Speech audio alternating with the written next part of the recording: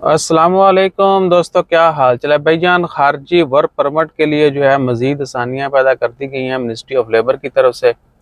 आज 5 जून है और इतवार का दिन है। मिनिस्ट्री ऑफ लेबर ने, मैन पावर ने शॉपिंग मॉल्स के अंदर जो है आउटलेट ओपन कर दिए हैं खारजियों के लिए। अगर किसी ने वर्क परमिट अप्लाई करना है तो मोस्टली या तो उनको किसी न किसी ऑनलाइन सेंटर पर जाना पड़ेगा, मिनिस्ट्री में जाना पड़ेगा, या ज़्यादा लोग फिर बड़े शहरों का रुख करते हैं।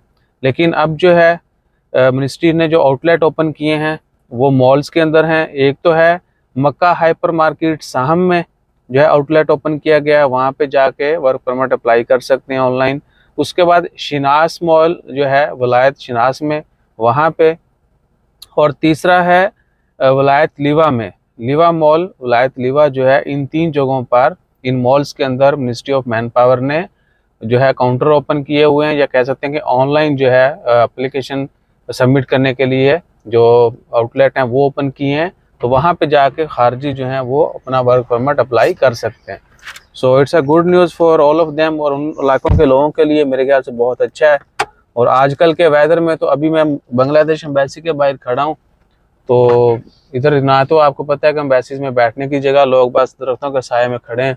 और आपको ये भी पता है कि बांग्लादेश एम्बेसी में रश कितना होता है, क्योंकि ओमान में सबसे ज़्यादा लोग जो हैं वो बांग्लादेशी ही हैं।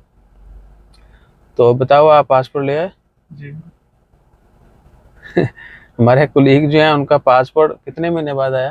3 महीने। बांग्लादेश का पासपोर्ट 3 महीने बाद रिन्यू किया आया। ये नॉर्मल है, अर्जेंट है? नॉर्मल। और अर्जेंट करो तो दो कितने? महीने 8-10 दिन। अर्जेंट जो है वो 8 से 10 दिन, यानी 1 से 2 वीक में आ जाता है। और नॉर्मल जो है 2 से 3 महीने बाद आता है। तो इनका पासपोर्ट 3 महीने बाद मिला। नॉर्मल ने रिन्यूअल अप्लाई किया था।